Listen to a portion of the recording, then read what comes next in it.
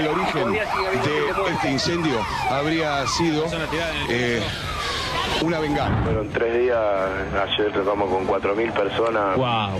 Y, muchísima bengala, ¿no? Muchísima bengala, fue la frutilla de la torre. Uno de los mayores crímenes contra los jóvenes, un promedio de 22 años.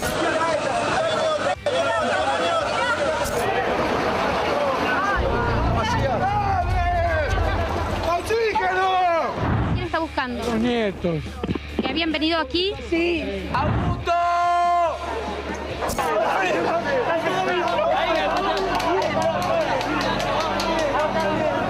¿Quién iba a imaginar que en un recital podía pasar? Que una trama mortal que yo no sabía que existiera se convirtiera en una cámara de gas. Tenemos que empezar a prender fuego el techo se abría, y todo empezó a correr. Empezamos a correr. Estaba todo lleno de humo, si es un lugar cerrado. Nada señalizado. No se veía nada, si estaba todo, no podías ver. ¿Había salida de emergencia? Estaba cerrada la puerta de emergencia, estaba todo cerrado. ¿Había un recital? Los pibes voltearon las puertas de emergencia, los pibes la voltearon. Todos los pibes muertos por culpa de ese hijo de mil puta que mañana va a estar festejando el 31.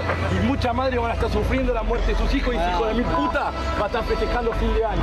La policía está trasladando a Omar Chaván, el empresario dueño de la discoteca. ¿Se siente responsable de lo que pasó?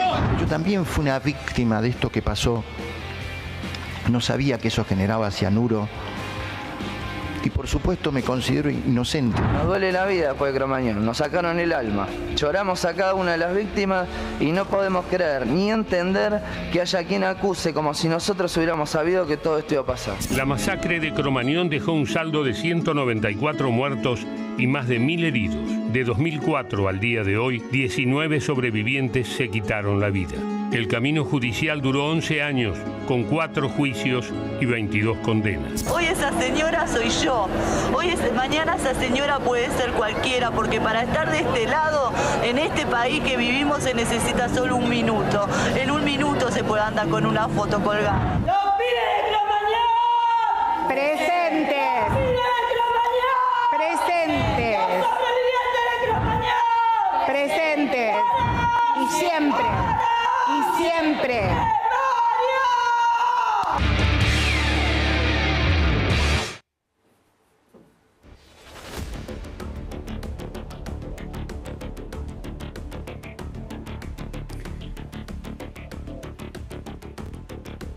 Hago este silencio a propósito, para que nos escuchemos todos las voces que surgen de nuestro interior, de nuestras almas, después de haber visto este video. 21 años de la mayor tragedia por causas no naturales ocurrida en la historia argentina. Se me caen las lágrimas. Me dijo nuestra productora, esto es una infidencia que la comento acá al aire, debe ser público esto. Nuestra productora ejecutiva, María Marta Nani, también está Jenny Di Serio de vuelta con nosotros. Y justamente me dijo, es muy fuerte el video que prepararon nuestros compañeros. Se me caen las lágrimas al verlo. No sé qué les dirán a ustedes que están del otro lado de la pantalla, qué pensarán. Tenemos todo un programa para desarrollar, todo el tiempo le vamos a dar a este tema, porque si hay algo que ocurrió en la Argentina es que la corrupción mata. Y Cromañón, antes que la tragedia de 11, fíjense lo que es el destino. Frente a donde estaba Cromañón, 14 años después, ocurrió otra tragedia. La de 11, que la tratamos acá hace unos programas, cuando se confirmó la condena contra Julio De Vido. Vereda separado por una calle nada más, la vereda de enfrente. La corrupción mata y no aprendimos nada. Y además otra cosa, el dolor sigue. Están acá 2 sobrevivientes de Cromañón que nos van a contar su experiencia.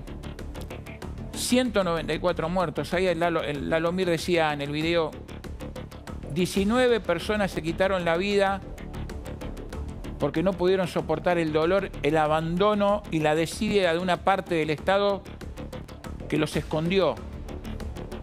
como quien oculta la basura debajo de la alfombra. Cromañón tiene que estar visible, no podemos olvidarnos de esta tragedia, de lo que fueron esas horas posteriores al 30 de diciembre de 2004, donde había padres que buscaban a sus hijos revolviendo cuerpos en los hospitales, en la morgue. Jenny, ¿qué tal? ¿Qué te produce este video? Gustavo, buenos días y buenas tardes para todo el público. A ver, realmente me puso muy mal es volver a recordar esto. Yo te cuento, era muy chica, en ese momento tenía 16 años, cuando esto lo vi a través de la tele. Imagínate, en ese momento no tomás tanta conciencia. Y después estudié periodismo, empecé a ejercer y me tocó ingresar el momento, ¿se acuerdan? Cuando abrieron las puertas de Cromañón y ver los restos, todas las cosas que se veían y se podía sentir en ese lugar, y cuando hablabas con los familiares, cuando hablabas con los sobrevivientes. Es más, tenemos una compañera nosotros en La Nación, estamos hablando de Carlita Ricciotti, que es sobreviviente de la tragedia, y en realidad siempre decimos, no, en realidad es la masacre de Cromañón. Lo que hay que tener en cuenta, y es muy importante, y vos lo focalizaste, la corrupción que hubo en esta situación, no solamente política, sino también, no nos olvidemos, policial, los bomberos, que ahora vos vas a detallar cada una de esas cosas, y te das cuenta como, a pesar de lo que sucedió, nada cambió, porque esto sigue pasando, quizás no a criterio de los boliches, pero en otros sectores de nuestra sociedad, y seguimos viendo año tras año situaciones que pueden terminar aún peor que Cromañón. Exactamente, vamos a compartir, si te parece, Jenny, placas, para que, a ver, Jenny decía, ¿cuántos años tenías? 16. Bueno, muchos de los que están viendo La Nación Más ahora quizás eran más chicos. Este video también te haga recordar qué estabas haciendo en ese momento, cuando te enteraste. Ya no el 30 de diciembre, la mayoría se enteró el 31 de diciembre, durante la madrugada o al día siguiente, de que en un boliche de 11 habían fallecido, en ese momento eran 145 personas, y después otros más que fueron perdiendo la vida porque no pudieron recuperarse de las heridas. Pero vamos a ponerte en contexto para que tengas idea de lo que fue la masacre de Cromañón, como bien marca Jenny Diserio. 3.500 personas había en Cromañón en el momento de la tragedia. Miren la capacidad, 1.500 espectadores era la capacidad máxima permitida para un salón de baile clase C, como figuraba en la oblea o en la chapa colocada en el frente de Cromañón. 194 fallecidos, hablamos en las horas posteriores, 145 de manera inmediata, y el resto ocurrió o falleció durante los días posteriores. Y ni hablar de las 19 personas que se quitaron la vida, 19 sobrevivientes. 26 personas fueron procesadas, seguimos. 21 acusados terminaron con condenas, 18 de los imputados, 21 acusados terminaron con condenas. Y ahora pasamos a la siguiente placa. De los 18 de los imputados pasaron por la cárcel. O sea, hubo 21 acusados, pero 18 pasaron por la cárcel. Había 3 que no fueron detenidos. Uno de los acusados al que se le dictó el sobreseimiento fue Aníbal Ibarra, jefe de gobierno porteño. 10 años y 9 meses de prisión fue la condena para Omar Chabán. Omar Chabán era el gerenciador del boliche, el organizador del recital de Callejeros. En realidad era coorganizador, por eso Callejeros terminó siendo condenado también. Seguimos. Después lo voy a explicar. Callejeros era la banda que tocaba en el momento de la tragedia. 8 años de cárcel para el subcomisario Díaz. Esto tiene que ver con lo que marcaba Jenny. Hablaste de corrupción policial. Exactamente. Díaz era el que iba y cobraba la coima que le pagaba Chabán y Levi, que era el verdadero dueño del local, Lito Levi, para que le dejaran ingresar más personas o más espectadores que la máxima de 1.500 que estaba permitido. Díaz era subcomisario de la séptima. La séptima era la seccional que tenía jurisdicción en Cromañón. Seguimos. 7 años de prisión para Patricio Santos Fontanet, líder de la banda Callejeros. En realidad todos los integrantes de la banda fueron condenados, pero el que mayor pena recibió fue Pato Fontanet, el líder, que ahora está con otra banda. Después se lo voy a preguntar a Nicolás Zambataro y también Luciano Frangui, que sobrevivieron y que están acá en el estudio con nosotros. Seguimos. De 6 a 3 años de cárcel para el resto de Callejeros. ¿Por qué? Porque Callejeros funcionaba como una cooperativa, justamente, y en esa cooperativa tenían distintos niveles de participación y de responsabilidad. De 6 a 3 años de cárcel, le decía, para los integrantes de Callejeros. Y ahora, en la siguiente placa, miren esto. Esto es impresionante. ¿Por qué? Recién escuchábamos a Nilda Gómez, la mamá de uno de los fallecidos, de los 194 fallecidos en Cromañón, y decía que fue una cámara de gas, Jenny. Sí. Se hizo un estudio, este estudio lo mandó a hacer María Angélica Croto, que fue la primera jueza del caso. Y el estudio que hizo la gente de los técnicos del INTI, el Instituto Nacional de Tecnología Industrial, el mismo que está ahí en General Paz, el mismo que quiere cerrar, que están echando gente, bueno, ese organismo del gobierno, Jenny, hizo este estudio que dijo que entre 180 y 225 partes por millón fue la concentración de ácido cianhídrico dentro del boliche.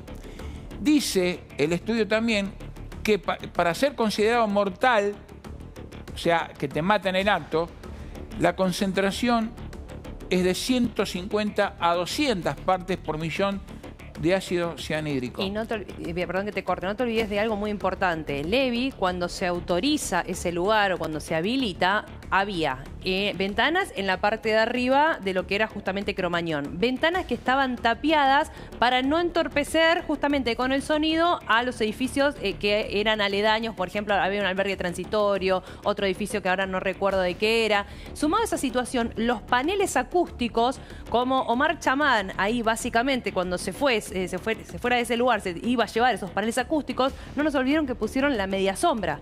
Entonces, esa media sombra que vos bien señalás, sumado a todo lo que sucedió con la bengala, los paneles acústicos y demás, llevaron a esta situación, a un lugar mortal. Hablás de las ventanas, hay que hablar de las puertas. De las puertas, también, esto que no funcionaban. Dicho por los peritos que declararon en el juicio, la puerta de emergencia que estaba cerrada, después de hablar con Nicolás y con Luciano. Que no funcionaban los matafuegos. No funcionaban los matafuegos, no funcionaban todo el sistema de incendio. Cromañón que tenía que haber estado cerrado, pero el tema es este. De los condenados no hay nadie detenido. Y de los funcionarios del gobierno porteño que permitieron que Cromañón funcionara, que estuviera abierto. Otro detalle, en el primer juicio que terminó con condena a Chaván y no a Callejeros, los integrantes de ese tribunal dijeron: le damos 2 años de prisión o 1 año y 8 meses a funcionarios por lo máximo que nos permite el código.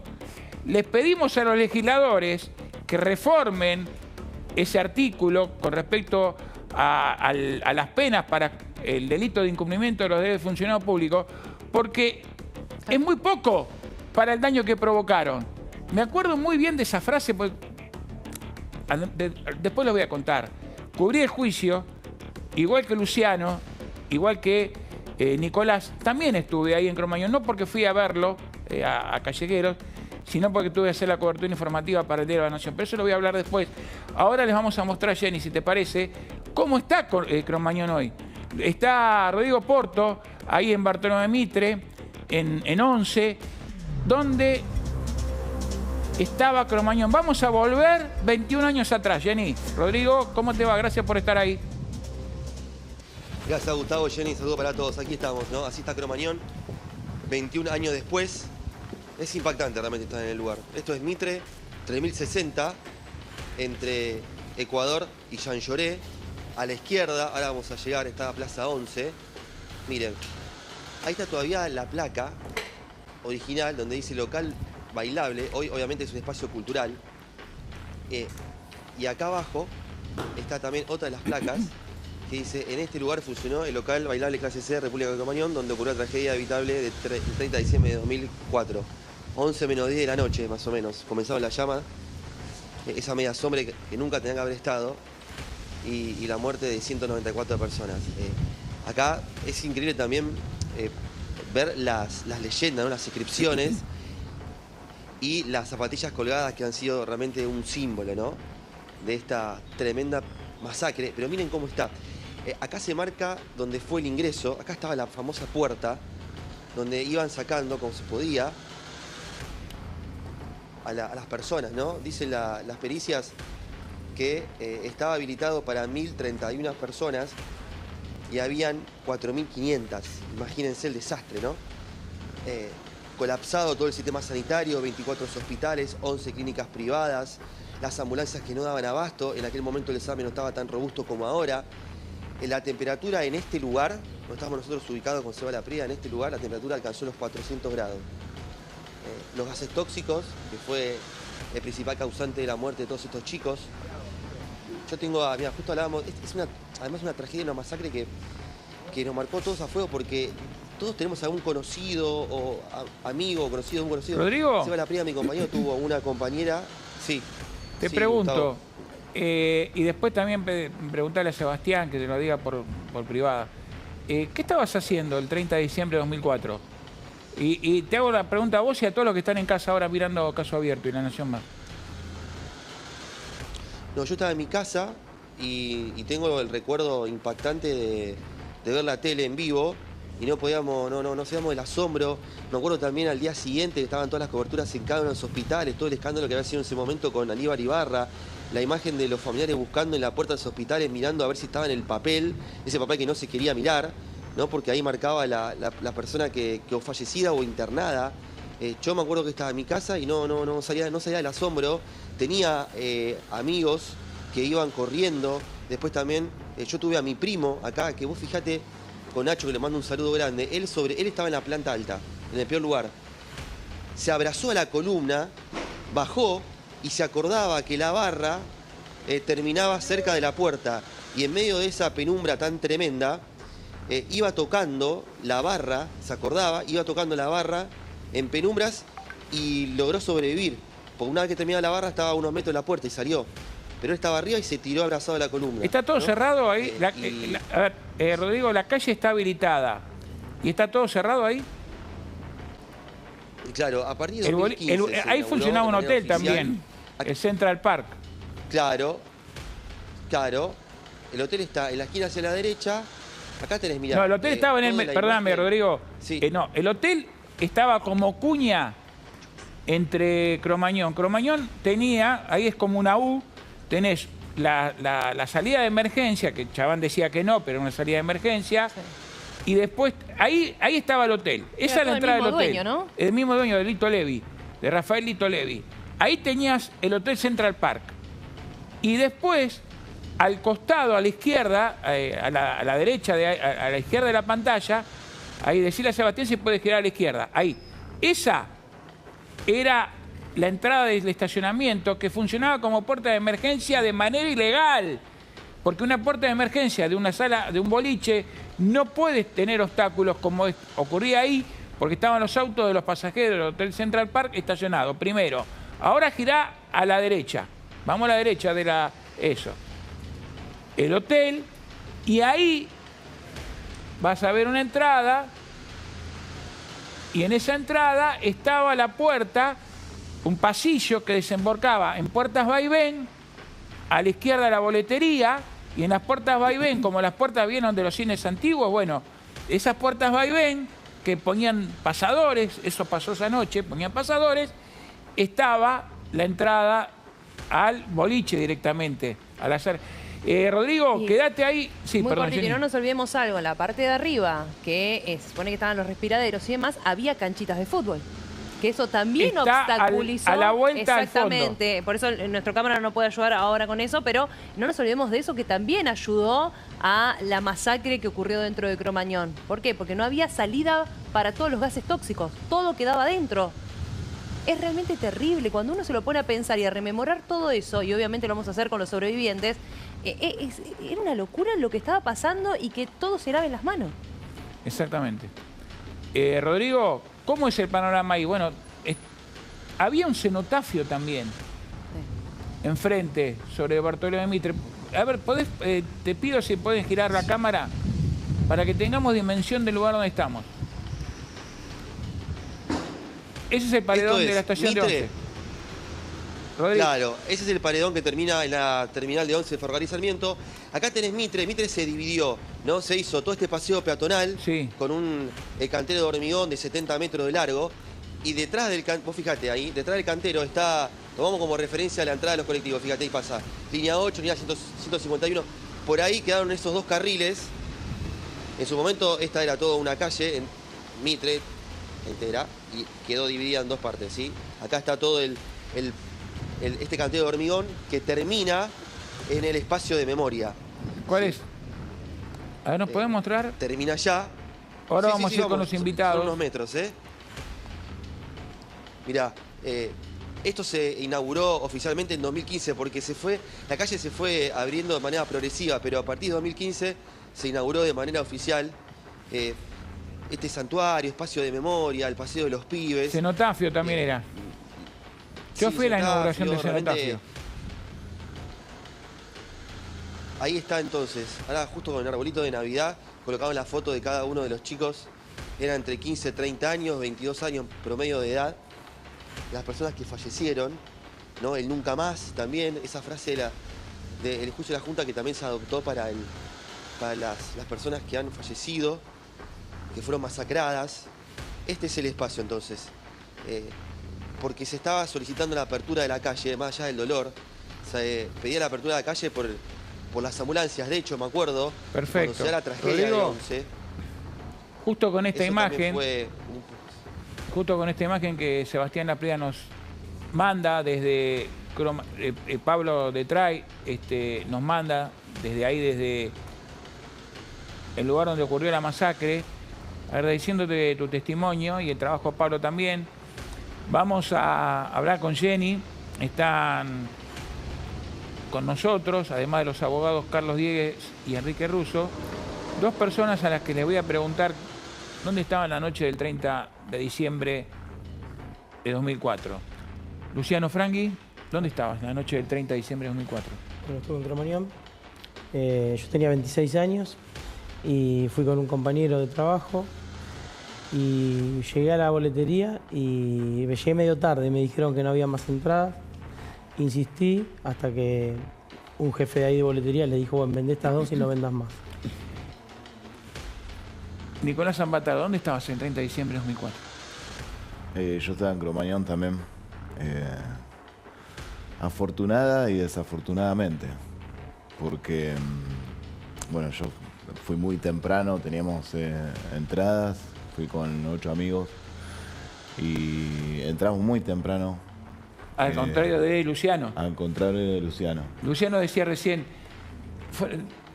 venderle 2 entradas y no vendas más. Si no te vendían esas entradas, vos... Hubiese estado mucho mejor ahora. Claro, y me acuerdo que al ir temprano también veíamos eso de la gente que en un momento estaba medio vacío y después como se llenó de golpe. Y algunos de nuestros amigos también nos decían que no sabían si iban a ir porque no tenían entradas y después nos encontramos adentro. O sea, como que de alguna forma consiguieron una entrada que les dio a alguien o un conocido de un músico o un amigo. Pero bueno, después también era muy evidente porque hasta Omar Chabán lo dijo esa noche. ¿Por qué? ¿Qué dijo? ¿Qué te acordás del momento? A ver, ustedes estaban ahí, ¿vos dónde estabas? Yo estaba, como mencionaba recién Rodrigo en el móvil, yo estaba en la barra que estaba cerca de la puerta. Porque en sí esa noche fuimos a ver a Ojos Locos, que era la banda soporte. ¿Vos no fuiste a ver a Callejero? El plan era completo. Ah. Era una noche para cerrar el año con todo, o sea, cerraba justo, caía fin de año, tocaba Ojos Locos y Callejero. ¿Y vos estabas cerca de la puerta? Entonces estábamos cerca de la puerta, en la barra que estaba muy cerquita, deben haber sido, no sé, 5 metros. ¿Y vos? Más o menos. Nosotros nos ubicamos bastante lejos de la puerta principal, estábamos más cerca del escenario, a la derecha del escenario, adelante de una columna. El escenario está en forma perpendicular a Mitre. Sí. Cerca de lo que era la puerta de emergencia, que Chabán decía que no era puerta de emergencia. Estaba del otro lado yo. O sea, mirando el escenario. Más al fondo. Más al fondo. O sea, estabas más lejos de la puerta. Estaba muy lejos de la puerta y en un momento quise ir al baño. Diego me dijo, no vaya, que no vas a volver más. Y fui al baño. ¿Tan lleno estaba? Estaba muy lleno. No, o sea, si uno dice no se podía respirar ya antes de la tragedia, ¿era así? ¿O estaban tan apretados? Sí, estaba lleno. Yo fui el 28 también, el 28 de diciembre y estaba muy, muy apretado. Aparte no se olviden el calor. La capacidad, ¿no? Disculpe, Duplicada. la capacidad del lugar. Yo tenía el dato de que eran 1.500. Y había 3.000 y pico. 3.500. Aparte no se olviden el calor que hacía en ese momento. Yo me acuerdo que Callejero venía tocando en varios lugares y hacía, creo, el 18 de diciembre tocó en Excursionista, que también fui a verlo. Y nosotros decíamos, che, va a tocar tocó en un estadio, agotó las entradas. Está bien, el Excursionista por ahí no es muy grande, pero después va a ser Cromañón. No, pero es verdad lo que decís, porque de una cancha de fútbol pasamos a un lugar fue una transición de la banda que se fue. Yo recuerdo, ahí vi a Sumo cuando era Cemento, en el 86. Y también eran multitudinarios, porque Sumo era underground, todavía no era la banda espectacular, ¿no? De Luca Prodan, con Petinato, bueno, con los que después fueron divididos. Sí. Y también era multitudinario porque era un lugar de culto. Y pero bueno, y Sumo ya venía... ¿Dónde tocaban? ¿En Cemento? Claro. ¿Y quién era Cemento? Claro, de Chaván. Bueno, ahí tenés la explicación. Ahora, yo te puedo explicar si querés eso, el tema ese. Yo investigué 10 años, durante 10 años para hacer el libro. Es una investigación periodística. Presidente, le mostramos el libro de... A ver si podemos enfocarlo, le pido al director. ¿Cómo se llama? Cromañón, las cenizas siguen ardiendo. La editorial es del Poder Judicial de la Ciudad, editorial Juzbaires. Y el prólogo de Tati Almeida. Es una investigación periodística que después tiene testimonios, ensayos, tiene historias. Pero lo que te quería decir, para explicar algo, Sadei contó 2.811 personas. Eso contó Sadei. Sadei, que recordemos que están los boliches para controlar, porque ellos cobran también por derecho. Exactamente. Y después, esto estaba habilitado para 1.031. Pero estaba mal habilitado, porque Cromañón se habilita en 1997 y se fragua los planos. Para la figura de salón clase C, que para pagar menos impuestos pusieron que tenía 1.450 metros cuadrados, cuando en realidad Cromañón tiene 1.850 metros cuadrados. Por eso vos acertadamente dijiste, entraba 1.500, en realidad. Claro. Pero estaba habilitado para 1.031. Esa es la realidad, digamos. La diferencia que tenía con el dato... Pasa que mini estadio pasabas. Si pasabas de los 1.500... Era mini estadio. Pagabas mini estadio, pagabas mucho más impuestos. Más impuestos. Está Carlos Guillermo Diegues, también le voy a invitar a todos, pueden participar. Pero preguntarle, ¿qué recordás del momento en el cual se prende el techo? Yo no lo vi. ¿No lo viste? Porque no tenía la visión al escenario. Entonces recuerdo que sí se apagó, o sea, se apagó la luz y no se cortó la música. El sonido. Fue como que dejaron de tocar los músicos. O sea, no era un corte en seco de que, no sé, se cortó la luz del... Claro. Se escuchaban los acordes de la guitarra limpia, por eso me lo acuerdo, pero no veía qué pasaba. Pues yo me acuerdo, estaba con una cerveza en la mano y con mi mejor amigo que me dice, che, bueno, vayamos saliendo, pero no podíamos salir. O sea, no podíamos movernos porque todo el mundo estaba yendo para la salida. Entonces como que nosotros, al no saber que se estaba prendiendo fuego, claro, como nos quedamos unos minutos ahí que diciendo... Pero vos no viste el momento en el que alguien tiraba la bengala. ¿Y alguno de los dos escuchó lo que decía Omar Chaván? Porque no nos olvidemos que el previo, por eso, en ese momento, ¿qué se imaginaron cuando cuenta eso? Y pasaron 2 minutos, porque después Pato Fontanet dijo se van a portar bien y fue mínimo. Yo justo había ido al baño, en lo que es en el primer piso, para decir, un baño estaba clausurado, o sea, varones y mujeres estábamos en el mismo. Cuando apenas salgo, yo hice un montón hice la cola bastante tiempo. Cuando apenas salgo, escucho a Chaván puteando al público. Decía, ahí tiraron un petardo. Sí. Negros de mierda, dejen de tirar petardo, no vamos a morir todos como en el shopping de Paraguay. No vamos a poder salir 6.000, dijo él. 6.000 personas por una sola puerta. Dijo todo lo que pasó después. Después, cuando yo empecé a... Dijo 6.000 personas, no me acuerdo. 6.000. Después empezó a bajar, cuando yo empecé a bajar la escalera, pidiendo permiso, tardando un montón de tiempo, escuché a Pato que agarró el micrófono, dijo, rescátense, pórtense bien, se van a portar bien, ¿sí? Apenas yo toco el pie en la planta baja, empieza el show. O sea, yo casi que me quedo en el primer piso. Iba a ser peor, porque el oxígeno queda abajo y el veneno arriba, digamos. Y yo vi la bengala. ¿Vos viste la bengala? Sí, vi la candela porque estaba a mi izquierda, lejos, pero vi que todo pegaba en el techo y le digo a Diego, le hago señas, pues. A tu amigo. Estábamos haciendo poco.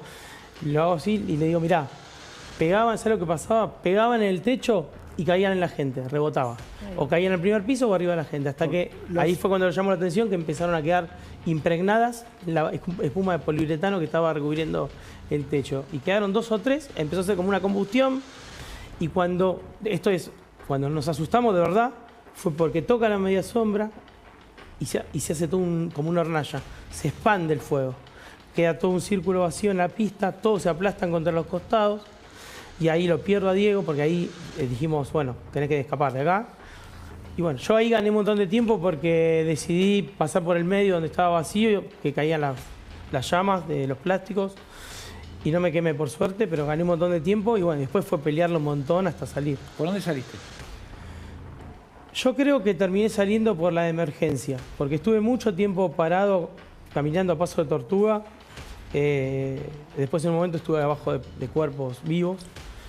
Fue tremendo. Yo, para que se den una idea de lo apretado que estábamos, yo estaba en cuero y tenía una remera en la cintura.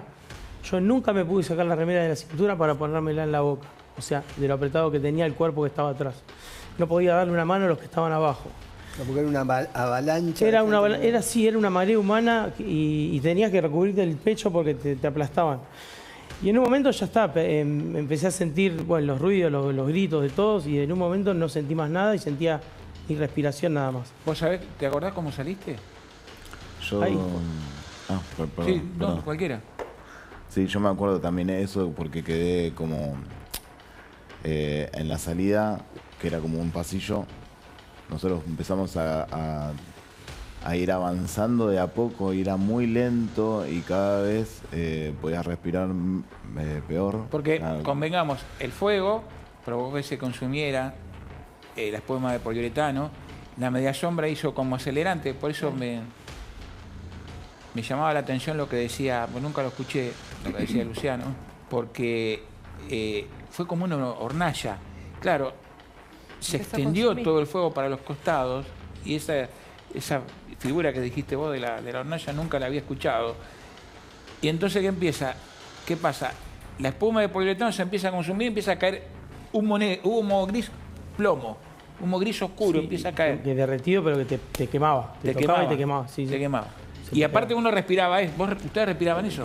Claro, que eso es el ácido cianhídrico. Lo que no te permitía, o sea, la mayoría de la gente que se caía se desvaneciera por lo que estaba respirando. ¿Y ambos pensaban que no salían de ahí en el momento ese que estaba ocurriendo? Y bueno, en el transcurso ese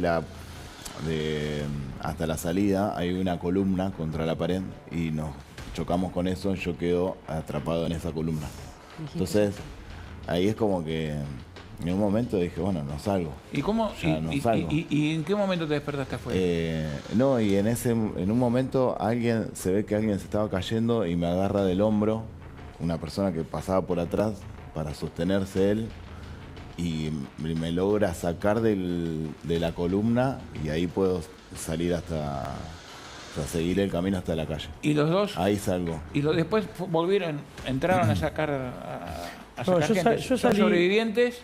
Yo salí muy herido, te termino de contar si querés. Cuando quedé escuchando nada más mi respiración, ahí sentí que me moría y pensaba, bueno, me muero joven. Nunca me desesperé en ningún momento, la energía la distribuí bien, pero sentía que me empezaron a aflojar las piernas y yo estaba agarrado contra una columna y si perdía la fuerza de sostener la columna, me aplastaban contra la columna. En un momento, un pelado que estaba al lado mío cruza el brazo y me saca como el poco aire que me venía. Y imagínense esto, todo oscuro, no se veía nada. A 1 metro no veías. Y le digo, por favor, bajalo porque no doy más. Bueno, y agarró él, lo bajó. Y ya en un momento dije, bueno, me estaba por desvanecer. Él me dio aliento y sentí oxígeno. Ahí me dio oxígeno, un poco de oxígeno. Empecé a sentir la descomprensión de los cuerpos, y el pelado me agarró así como del hombro, y ahí caminé para la derecha, todo trastabillando. Veo un bombero entrando por una puerta que calculo yo que era la que habían abierto de la de emergencia, según el plano después, y salí hacia la izquierda, por el pasillo ese que comentaba Nico, y salí con el pelado, nos abrazamos, cada uno se fue para su lado, y yo caí al piso porque no daba más, me dolía el pecho, la espalda, la cabeza, nunca más tuve ese mismo dolor, y me acordé después de mi amigo y lo fui a buscar. ¿Y lo encontraste? No entré, pero porque habíamos puesto un lugar en común para encontrarnos, como hacíamos antes, cuando no había celu, y lo encontré ahí gritando mi apellido con la remera de él en la mano. ¿Y vos?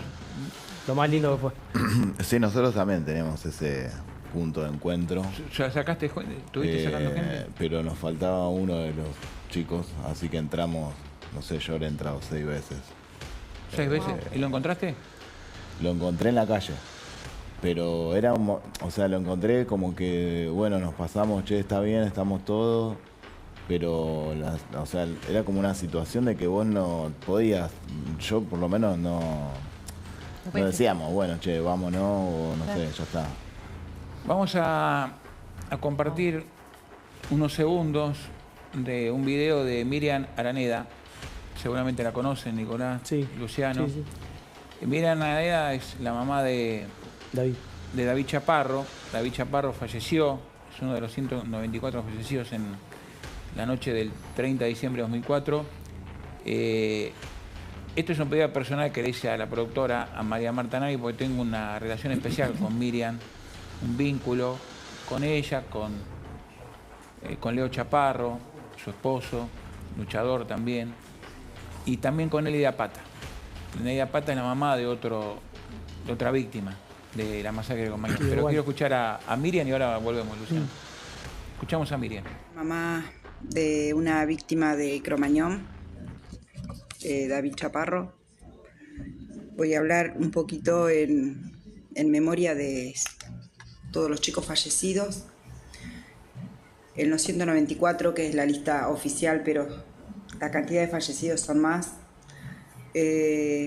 Bueno, mi pedido este año, como todos los años que lo reiteramos, pero bueno, a veces nos escuchan y a veces hacen eco de nuestras palabras, me gustaría que se pueda replicar, que se pueda pensar y llegar a no usar pirotecnia.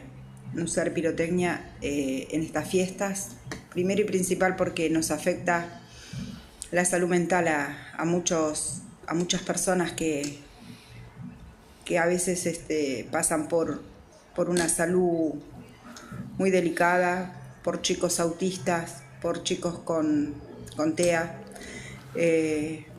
por muchas familias que perdimos a nuestros hijos, a nuestros seres queridos, que fue una noche imborrable, fue una noche de terror, fue una noche muy oscura.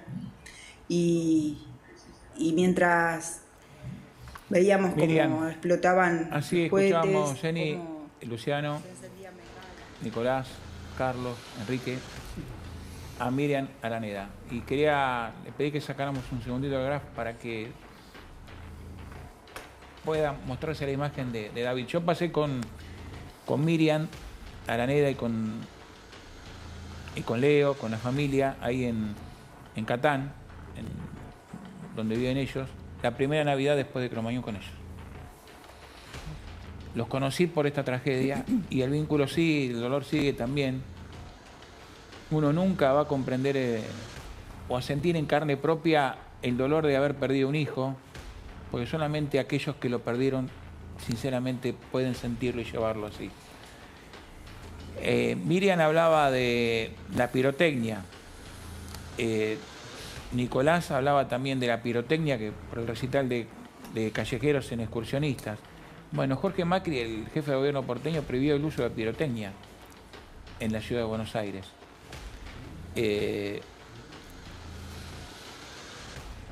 Ahí está. Prohibieron el uso de pirotecnia con efecto audible en toda la ciudad. La pirotecnia sonora afecta a la salud de personas mayores, como decía Miriam recién, ¿no? Con TEA y bebés. Y además provoca daños a los animales y al ecosistema. Pero también, volvemos a 21 años atrás, causó una tragedia, que no fue solamente la pirotecnia, sino la corrupción de aquellos que estaban en ese momento en el gobierno porteño, encabezado por Aníbal Ibarra, que zafó, a él no lo acusaron, fue acusado pero fue sobreseído, pero hubo funcionarios de la administración de Ibarra, muy vinculada en ese momento a Alberto Fernández, que era jefe de gabinete de ministros del gobierno que encabezaba Néstor Kirchner. Dicho sea de paso, ni Néstor Kirchner ni Cristina Fernández cortaron sus vacaciones el 30 de diciembre de 2004, ellos fueron a pasar fin de año al sur, a Calafate, ni siquiera cortaron las vacaciones para viajar a Buenos Aires y tener el valor y el don de ser humanos de abrazar a los familiares de las víctimas y también a los sobrevivientes como Luciano y como Nicolás. Siguieron allá. Dejaron que Alberto Fernández... El único funcionario del gobierno que estuvo presente esa madrugada fue Aníbal Fernández. Lo vi, yo estaba ahí. Lo vi llegar 4:30 de la mañana. Su hijo, según nos relató a los periodistas que estábamos ahí, había presenciado... A ver, vos habías ido, Nicolás, o vos, habían ido al recital del 28, había... o del 25 de diciembre habían ido a ver a Ojos Locos, o a la 25. Y ya ese día hubo casi un incendio que se pudo apagar porque la gente empezó a tirar agua con los baldes y con los vasos. Dos principios de incendio antes en Jóvenes Podrioseros y en la 25, sí. En la 25, en ese mismo lugar. Pero ni Cristina Kirchner ni Néstor Kirchner interrumpieron sus vacaciones para hacerse cargo de las tareas que significaba la contención de los familiares y también de los sobrevivientes. ¿Usted piensan que cambió algo? Porque vos das charlas, vos también. ¿Cambió algo, Nicolás? ¿Luciano? Sí, yo creo que más allá de por ahí falta un montón a nivel como de organizaciones o una parte gubernamental, falta muchísimo. Pero por ahí sí lo que cambió es la conciencia de las generaciones y eso por ahí es el post de lo que está más a mano nuestra, ¿no? Luciano. O sea, de lo que yo llego a poder, como el granito de arena que puedo aportar es eso. Perfecto. ¿Y vos, Luciano? Nosotros hacemos varias charlas por año en colegios, en escuelas, en clubes, en empresas, en entidades públicas. Y hay una buena escucha. Yo creo que ya no está naturalizado este hecho de la bengala, de la candela. O sea, la cultura del aguante yo creo que terminó. Que era cuanto peor condiciones mejor. Estábamos estábamos encapsulados en el fútbol. Cuanto peor mejor. Cuanto peor mejor. Del fútbol pasó al rock. Y yo creo que Cromañón también pasó no solo por corrupción estatal, sino también por cultura del aguante y también por la negligencia y por la codicia del sector privado también. Y lo que quería cerrarte con esto, que para mí, sinceramente, si volvemos a tropezar con la misma piedra, estamos listos como sociedad, pero yo creo que no va a pasar nunca más y eso creo que va a ser justicia. No Carlos Díez está con nosotros, Carlos Díez, abogado penalista, le quiero dar una pequeña intervención. ¿Qué pensás, Carlos, de las condenas?